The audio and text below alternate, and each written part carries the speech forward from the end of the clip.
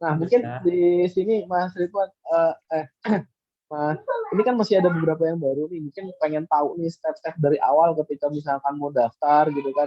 Apa aja sih yang dilakuin misalkan setelah ini ya mas segala macam. Gimana sih step-stepnya di PLN?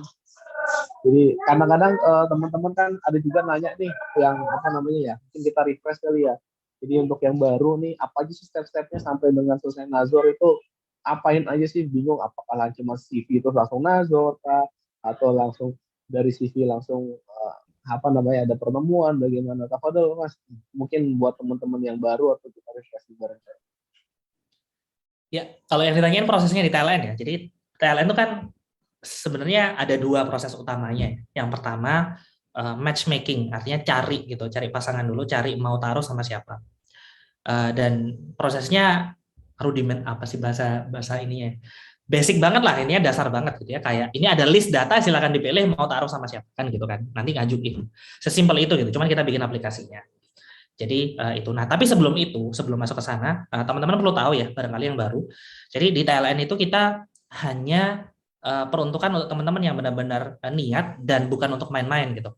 Jadi taunya dari mana? Taunya adalah satu, teman-teman harus sudah punya KTP gitu ya, dan KTP-nya benar. Artinya benar kayak gimana? Kalau di KTP itu mas statusnya masih kawin, ya artinya kita akan nanya nih nanti waktu nador akan kita tanya ke istrinya gitu. Udah tahu belum kalau suaminya mau mau cari istri lagi kayak gitu kan. Itu kalau statusnya kawin laki-laki. Tapi kalau ini perempuan kawin nggak akan bisa.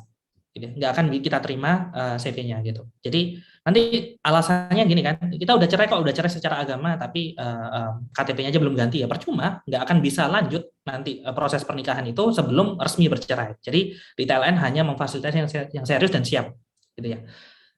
Dan untuk menghindari hal-hal yang macam-macam kan gitu. Jadi PLN seperti itu. Kemudian kita pastiin foto dan KTP itu sama. Makanya kenapa foto dan KTP itu diminta. Kalau yang moto meja, moto langit-langit gitu ya, itu udah pasti data nggak akan diterima gitu. Kenapa? Karena usaha dari teman-teman admin di sini untuk memastikan bahwa ini orangnya beneran dan serius gitu. Jadi tidak bisa 100%, tapi paling nggak menghindari dari banyaknya teman-teman yang main-main. Gitu. Jadi seperti itu. Jadi kita validasi itu, baru kemudian CV-nya bisa masuk dan teman-teman bisa pilih masing-masing, yang laki ngelihat yang perempuan yang lihat yang laki. Dan prosesnya kayak tadi, setelah milih submit gitu namanya. Jadi kita kayak request lah mau minta ta'aruf gitu. Terus kemudian setelah kita minta, akhwatnya akan dikasih tahu, ada yang mau pasangannya akan dikasih tahu, ada yang mau ta'aruf nih, mau diterima atau enggak. Kalau diterima, ya udah nanti akan dibikinin ruang ta'aruf. Kalau tidak, ya udah cari yang lain gitu kan, sesimpel itu. Prosesnya di awal seperti itu matchmakingnya. Jadi proses apa sih namanya, nemuinnya gitu ya, pilihan memilihnya. Proses yang kedua itu proses ta'arufnya sendiri gitu. Nanti ta'aruf akan disediakan di dalam ruangan ta'aruf, didampingin sama admin-adminah, dan di sana bisa ngobrol gitu. Jadi aturannya juga akan nanti dikasih tahu di dalam grup. Kalau bingung bisa nanya admin-adminahnya itu. Intinya manfaatkan grup itu sebanyak mungkin untuk cari tahu tentang calon pasangannya kan gitu kan. Kalau misalnya ingin tahu agamanya, akhlaknya segala macam, ya tinggal tanya aja, bisa langsung cari tahu gitu ya. Kadang ada yang nanya, boleh nggak masukin ke orang tuanya, bapaknya, ibunya? Ya boleh dengan syarat pasangan taruhnya juga setuju gitu ya. Kalau nggak setuju ya nggak bisa, karena kadang ada yang ini yang lucu kayak gini, mau taruh tapi yang ngetikin itu kakaknya gitu. Ya nggak bisa kayak gini gitu. Artinya kecuali pasangan taruhnya setuju ya. Kalau misalnya nggak setuju ya nggak bisa, karena kan yang nikah kakak, bukan bukan kakaknya tapi dirinya sendiri. Jadi ini penting gitu. Kalau sama-sama setuju nggak ada masalah.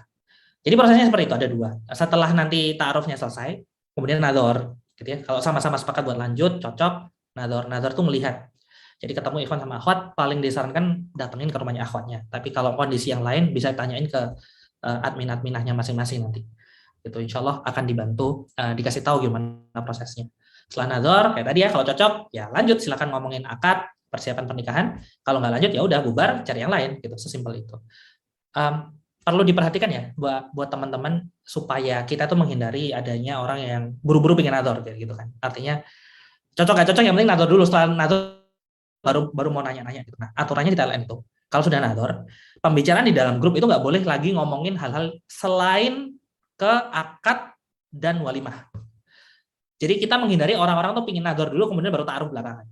Jadi ya taruh dulu, cocok, baru nador. Nah, habis itu ngomongin tentang akad dan walimah itu bebas di grup, gitu ya. Dan tetap harus di grup ya, nggak boleh di tempat lain, gitu supaya kita bisa tetap monitor. Gitu. Itu kali Mas ya, mungkin menjelaskan nggak ya, Mas Heri Mas? Iya, menarik Mas. Jadi ya kan teman-teman yang baru ataupun yang pengen daftar nih tahu nih stepnya apa aja sih gitu kan. Nah, mungkin kemarin sempat ketika apa namanya ketika testimoni gitu kan sempat ada yang beberapa yang di review itu yang menarik adalah ketika ngomong sama orang tua gitu kan. Ya boleh dikatakan sistem TLN ataupun ta'aruf ini kan untuk di kita ya di Indonesia khususnya gitu ya suatu hal yang apa ya nggak bukan terlalu umum gitu kan karena biasanya kan sistemnya adalah bukan dengan ta'aruf itu. Nah, yang penting itu bagaimana sih untuk menerangkan ke orang tua, meyakinkan orang tuanya. Bagaimana Mas? Ada trik-trik nggak ketika misalkan kita pengen menggunakan sistem ta'aruf ini gitu kan, tetapi orang tua menjelaskannya bagaimana sih supaya orang tua tuh bisa setuju ketika menggunakan sistem ta'aruf ini? Gimana kan? Mungkin ada ininya, ada trik-triknya gitu kan. Itu pertanyaan rutin Mas. Jadi banyak tuh yang nanya seperti itu dan itu dari waktu ke waktu pasti ada yang nanya itu. Dan itu valid ya, artinya banyak teman-teman yang punya masalah seperti itu. Banyak dari kita itu yang kita harus bersyukur ya karena kita kan kayak sadar gitu artinya hijrah paham agama itu baru di kita sementara orang tua kita belum belum dapat kesempatan itu gitu ya. Kemudian dipertanyakan karena mereka taunya ya kalau mau nikah harus pacaran dulu kan gitu. Nah, gimana caranya supaya model ta'aruf ini bisa disetujui gitu ya? Tipsnya yang paling ini adalah yang paling tepat adalah mulai mengkomunikasikan sebenarnya ke orang tua dan itu harusnya dilakukan sesegera mungkin gitu. Jadi buat teman-teman yang masih menunda-nunda, yang nanti aja kalau sudah ada pasangannya atau kalau udah cocok itu telat gitu. Nanti akan jadi problem nanti di orang tua. Artinya justru sekarang saat belum ada atau masih seawal mungkin sampaikan ke orang tua, cerita aja, share aja gitu ke orang tua. Anak itu pengennya ngomong sama orang, ma, pak gitu atau pak, bu, saya tuh maunya gini loh, kebayang nikah itu kayak gini ya, pengennya nanti caranya ta'aruf, nanti dijelasin apa itu ta'aruf, ngobrol-ngobrol aja, nggak usah maksain kan gitu kan. Tujuannya adalah mengenalkan gitu ya prosesnya ta'aruf itu gimana, atau kenalin proses ta'aruf di TLN kan ada tuh banyak kayak kenal lebih dekat atau testimoni ta'aruf gitu ya, yang sudah berhasil berhasil itu kan udah cerita tuh, itu bisa dibawain sebagai cerita gitu ke orang tua bahwa berhasil loh, ada yang berhasil juga kayak gitu ya, dan nggak ada masalah gitu, pernikahan bisa bertahan lama, urusan ada yang cerai ada yang nggak, wajar ya, nikah dengan pacaran juga ada yang beberapa hari cerai gitu, itu wajar, malah banyak yang seperti itu yang dengan cara pacaran kan seperti itu. Artinya mengenalkan sedini mungkin itu tipsnya. Yang kedua jangan maksa, artinya kita harus paham dan sadar orang tua ini mindsetnya terbentuk berpuluh-puluh tahun kan gitu kan. Kita kenalin itu nggak bisa kayak sehari dua hari. Artinya butuh sabar, banyak berdoa, dan kemudian banyak bersabar gitu ya. Cari cara yang sabar dan pinter lah sama orang tua. Gitu. Itu mungkin Mas Heri Mas. Ya, makasih. Dengar. Nah, Rian. Jadi intinya kita tetap mendoakan orang tua, semoga orang tua kita yang belum paham berkaitan sama sunnah, semoga Allah memudahkan untuk memberikan hidayah sunnah. Nah, ini ada beberapa pertanyaan juga nih yang dari kolom chat ya, udah cukup 58 orang nih, udah cukup menarik, banyak untuk yang ini sebelum dibacain nih buat teman-teman yang pengen ngomong langsung untuk silakan raise hand, nanti akan coba kita unmute jadi supaya kita ngeramein di forum ini. Nah, tadi dari LA, saya lagi ta'aruf di TLN. Ciri ngelihat ikhwannya punya kecenderungan sama kita apa ya Ustadz? Afadol. Bentar. Pertama, perlu klarifikasi ya, karena bukan Ustadz ya. Jadi jangan dipanggil Ustadz, gawat nih ntar. Tidak punya kualifikasi sebagai Ustadz. Jadi di sini posisinya anak foundernya TLN, pendiri TLN.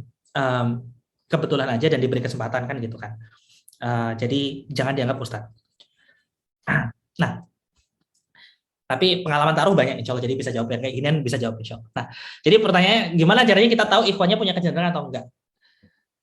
Kemarin ada juga sempat baca ya, ada di kalau nggak salah di grup WhatsApp atau di feed-nya TLN gitu ya, cerita-cerita bahwa yang menunjukkan kecenderungan itu yang ini loh orangnya tuh yang aktif nanya gitu kan. Belum tentu ya, belum tentu.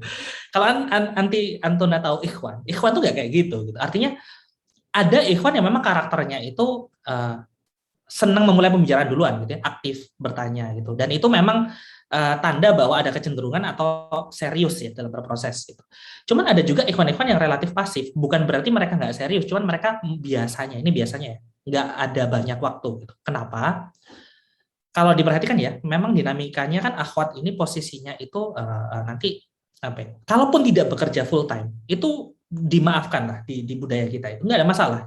Tapi kalau ada ikhwan bapak yang tidak kerja itu kan masalah kan gitu kan. Artinya memang kebanyakan ikhwan ini adalah mereka yang jadi tulang punggung, mereka yang menghabiskan waktu sehari-hari itu ya cari nafkah, kerja, berkarya kayak gitu. Jadi kebanyakan dari mereka itu yang tidak begitu aktif itu punya kegiatan yang lain dan cukup sibuk. Nah, kemudian muncul pertanyaan, kalau sibuk artinya nggak serius? Ya bisa jadi kayak gitu kan. Artinya yang lebih serius adalah yang menunjukkan komunikasi yang rutin dan sering, itu betul. Tapi bukan berarti yang jarang itu adalah orang yang nggak serius gitu. Memang kadang ada yang awalnya serius, kemudian awalnya ada waktu, terus tiba-tiba pekerjaannya menuntut ada lemburan atau lagi ada kesibukan, jadi nggak bisa terlalu banyak bicara gitu. Dan banyak juga ikhwan-ikhwan yang karakternya tuh pasif gitu. Dan banyak yang menikah juga pada akhirnya kayak gitu kan. Artinya macam-macam ya, seperti itu ya. Jadi macam-macam. Model mikirnya gini, daripada kita mikirin ada kecenderungan sama kita atau enggak, kita yang harus cari tahu sebenarnya dia itu layak nggak jadi suami gitu. Itu aja, ya, fokus ke sana. Kalau dia layak jadi suami, nggak ada urusan dia kan ada kecenderungan atau enggak. Yang penting ya kita berusaha memantaskan diri. Gitu.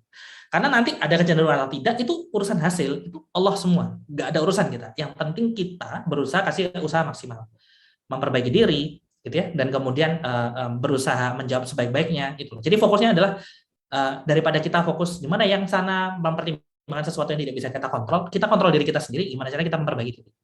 Mungkin lebih baik sarannya kayak gitu ya. Jadi gak usah dipikirin ada kecenderungan atau enggak. Kalau misalnya anti orang yang baik, insya Allah dan nanti punya niat yang baik, insya Allah akan dipertemukan dengan yang paling cocok. Semua ini proses, dijalani aja, PR aja. Gitu. Pada akhirnya akan ketemu. Gitu.